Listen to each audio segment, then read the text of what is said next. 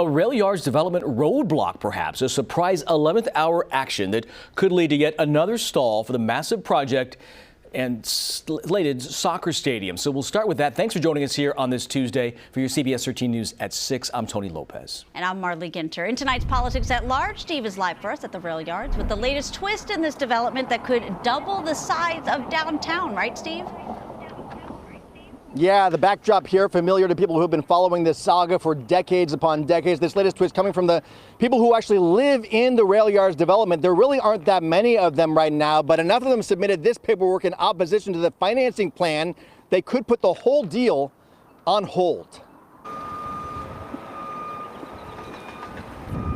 Big equipment, big plans, and now a big surprise at the Sacramento Railyards development. This is a huge mistake. Tremendous. This is a lose-lose proposition for them. Councilmember Phil Pluckybaum, chair of the Railyards Public Financing Authority, facing a sudden threat, the Railyards' new financing plan and this proposed enhanced infrastructure financing district could be killed by the very people who live inside the district boundaries. When you have residents, they're entitled to vote. People before profit. That's where we're at right now. Where else are people in our situation to go? Whether one lives in a mansion on Capitol Hill or in a tent on the Sacramento streets, we are all valuable. Some of those Railyard residents lined up to show solidarity, supported by union Unite Here Local 39, arguing the Railyards needs more affordable housing. This is the Railyard Public Financing Authority paper. Pam Freeman is one of the residents who signed her signature. My passion is that everybody has the same opportunities. There are currently only 2 residential buildings in the Railyards, the AJ and the Wong Senior Center. Both include affordable housing.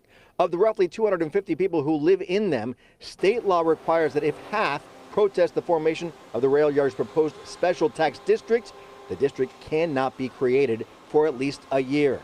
The Republic FC proposed soccer stadium is the highest profile building that would be impacted by the loss of city financing. We lose the soccer stadium, probably the rest of that project gets set back yet another decade. How many decades have we been talking about this?